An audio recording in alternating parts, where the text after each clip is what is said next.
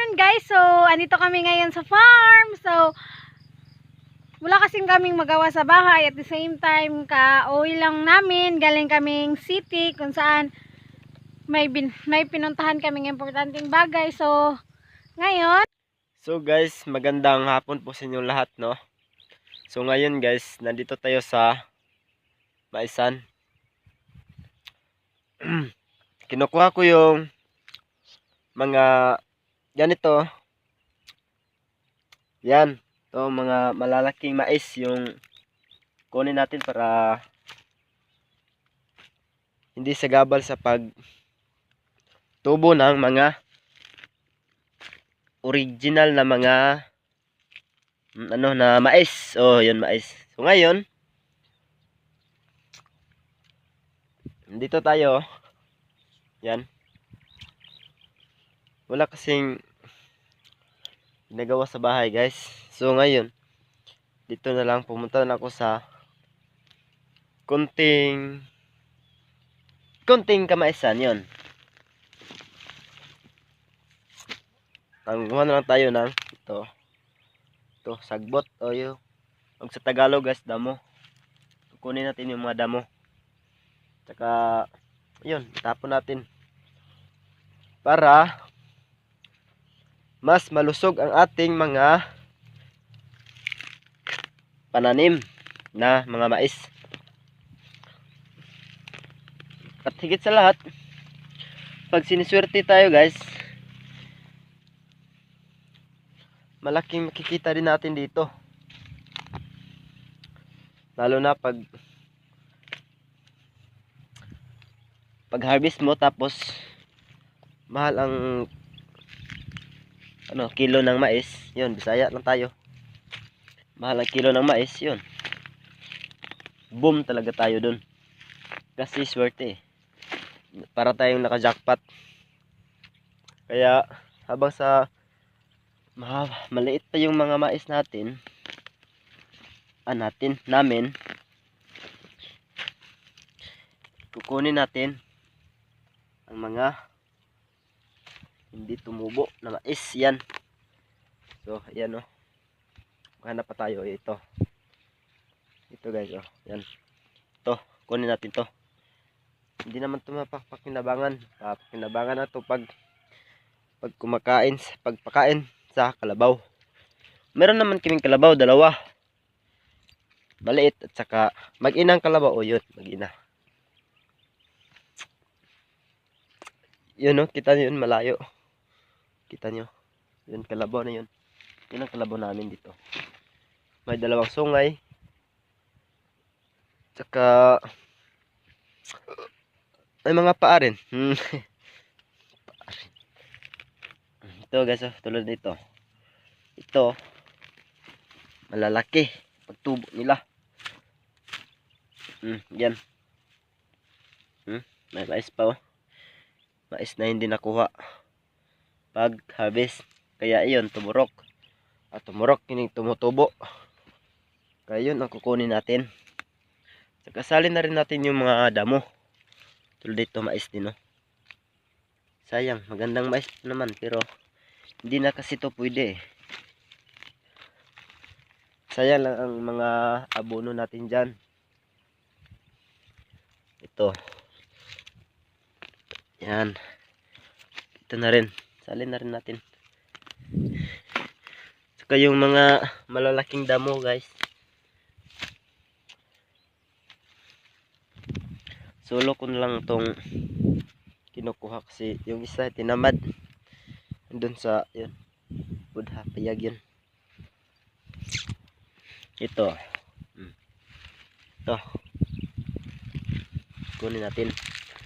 Saka dandahanin din naman natin pagkuha para hindi masali yung tinanim natin na mais. Mais din naman to, pero hindi ito pwede. Yan. Ito pa.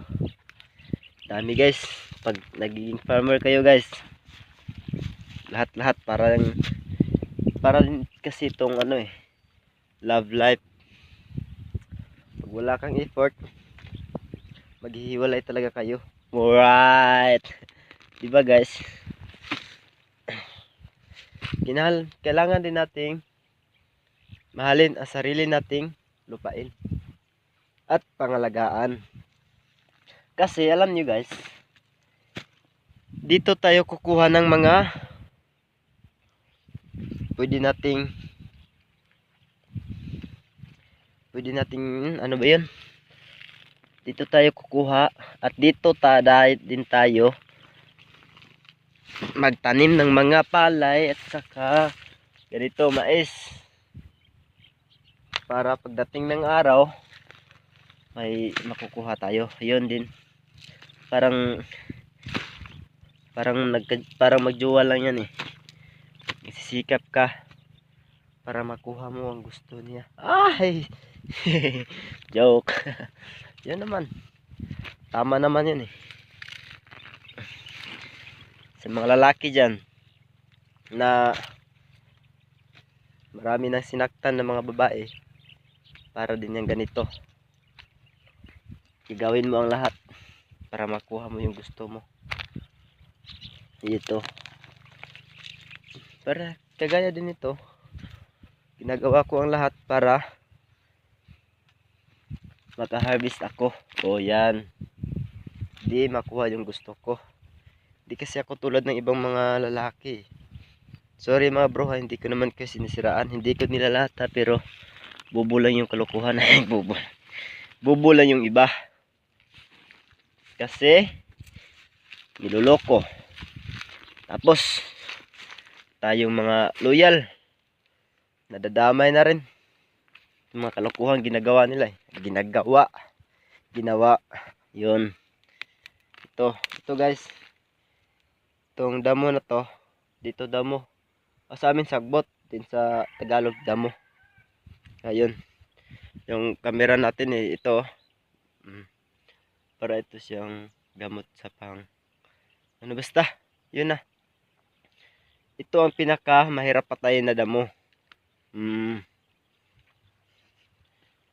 Ito ang kinainisan namin lahat dito sa amin, mga farmer. So ngayon, ayaw nga pala guys, medyo maulan ng hapon natin ngayon eh. Kaya dala ko ng jacket para hindi tayo masyadong mabasa. Ito, patuloy rin natin pagkuha ng mga kasi ano eh. Yung tipong ano guys, wala kang ginagawa sa bahay nyo tapos may ganito ka. Naisipan mo na lang puntahan ko na kaya yung jowa ko. Wow, jowa.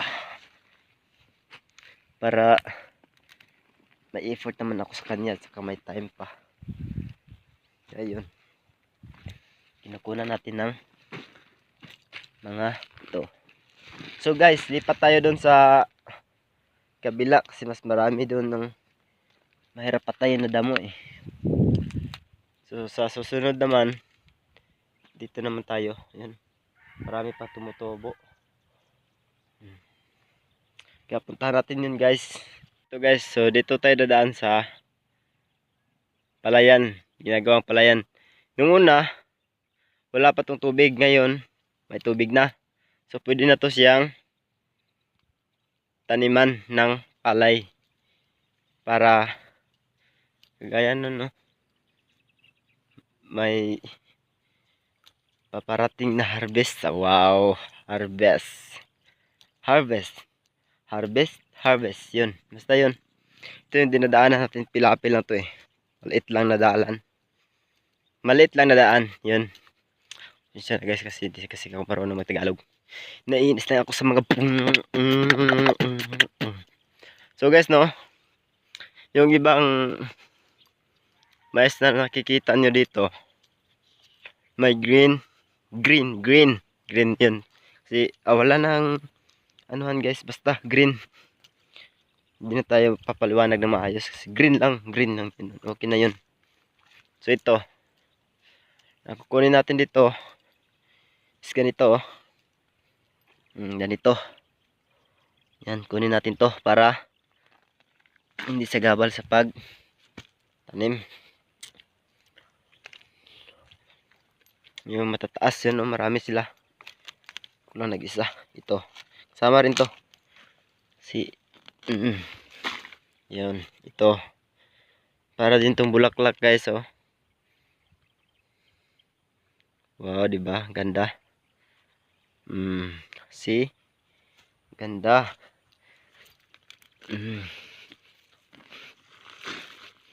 Yan, oh, grabe guys. Ang hirap talaga patayin ng mga damong ito. Kahit anong klaseng chemical na gagamitin mo dito. Yung tutubo pa rin sila. Hindi sila mawawala. Kahit saang, yan. Guys, oh, ganda, di ba? Yan, maganda sila pero hindi sila nararapat sa kanilang tinutubuan kasi ano yan guys, oh, nasali natin na naibot natin, no. So yusin natin, baka tutubo po to yan. Dapat lang sana dahan-dahan, sabi ko na kanina dahan-dahanin natin oh, ito dahan-dahan, di ba guys? Sa salitang dahan-dahan, ano masasabi nyo sa dahan-dahan? Dahan-dahanin mo lang para walang madamay, saka walang diretsuhin na lang natin, dahan-dahan para hindi masakit yun. Ito, saka ito pa, oh. Ito, kunin natin agad. Guys, kita nyo yung paa ko, parang ano na, luya. Yun, luya na yan, parang luya. Ang isa guys, tawag na tawag sa akin. Ano kaya problema niya doon? So ngayon, babalik tayo doon. Babalikan natin yung Buddha na yun. Oh, padulong na ako. So guys, last na nato niya ibot tre. Kaya mo uli na ta kay maraming action na kusog-kusog ang ulan, no. Hindi nila napansin kasi parang tulo lang ng ano luha na hindi masyadong malakas yun. Ang tawag dito sa amin dito guys, ganito, pangalan ng sagbot damong ito, hilbas. Hirap guys, hirap pag magiging farmer kay. Pero yun, laban lang. Kasi may maani ka naman parating na susunod na paparating na susunod yun. Basta yun na. Ito, uwi na tayo, balik na tayo dun sa ano. Dito sa amin kasi, yung kubo, payag. Yun ang payag, yung may, ito may kawayan. Yung may, wag na tayo mag-English. Bisayain na lang natin, kawayan yan guys, bamboo. Ito yung naipundar ni Papa na palayan. Isasabay na rin yan, oh. Yun, yung harbisanan na yan. Yung harbisonon, malapit ang ma-harvest yan. So ito guys, may nakikita tayong pwede nating daanan at pwede nating kukunin na ito yan, kunin natin. So guys, baka gusto niyo tumulong sa akin, wag naman sana kasi mahirap to guys.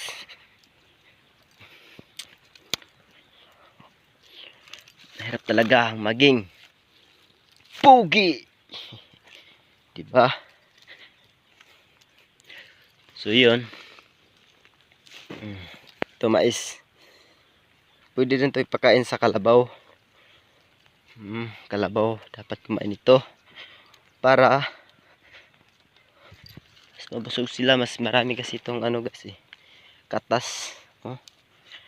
Kumain ng kalabaw dito, busog na busog yan. Wait lang, punta naman ako dyan.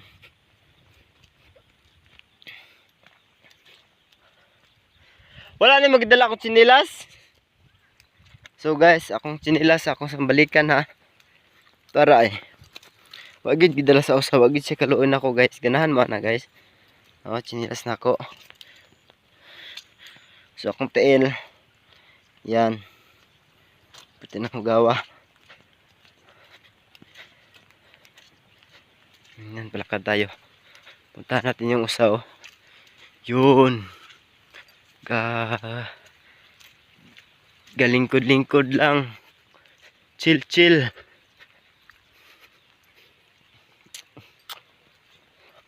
Grabe guys, oh. Maulan na, may namuay pa rin. Di na nakita kasi malayo kasi. Ito yung usaha yun, oh. Kaupo lang. Ha?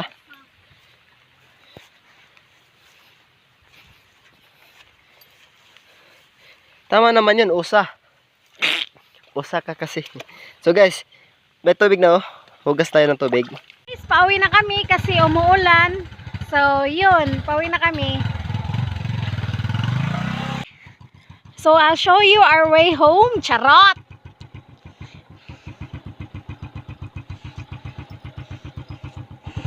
Larget. So, let's go. Pauwi na kami, guys. Kasi, hindi na maganda yung panahon dito, guys. Umuulan na. Maaga pa lang, guys, pero medyo madilim na yung kapaligiran. So, we better go home na lang. Mais to ng papa niya, guys. So, malaki na, guys. Ma-harvest na yan within December ata. I'm not sure, pero more or less. Mga ganun. Medyo malaki na, guys, no? May mga bunga na, guys. So, mga December, guys, harvest na yan. So, ito. Tandaan namin pa uwi.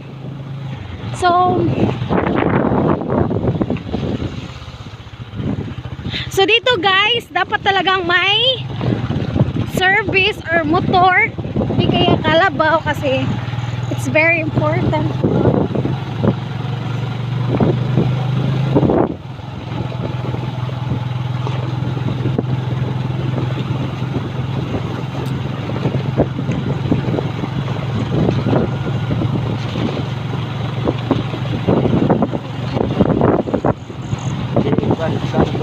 Ha? So guys, yung sugar cane, so marami din yan dito guys. May mga farmers dito guys na instead na corn or di kaya palay, they choose to plant tubok, baga sugar cane in English. So yun, ito yung ginagawang sugar guys.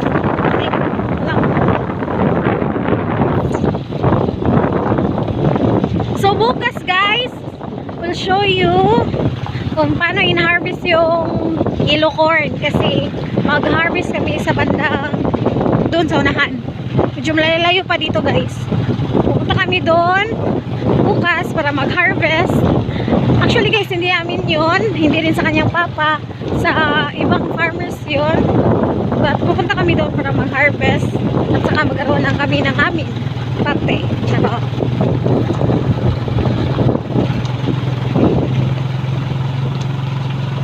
So yun guys, may kalabaw. Kita niyo ba yun? So, another guys, yung kalabaw na yun.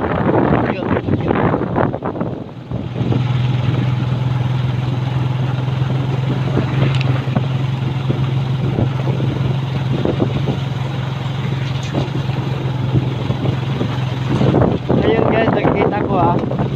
Yung tingin ng mga tao sa amin, dito sa amin eh.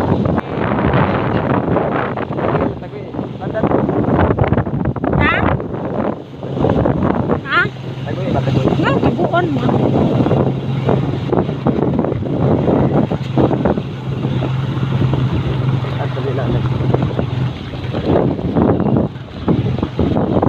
So, dito na kami guys.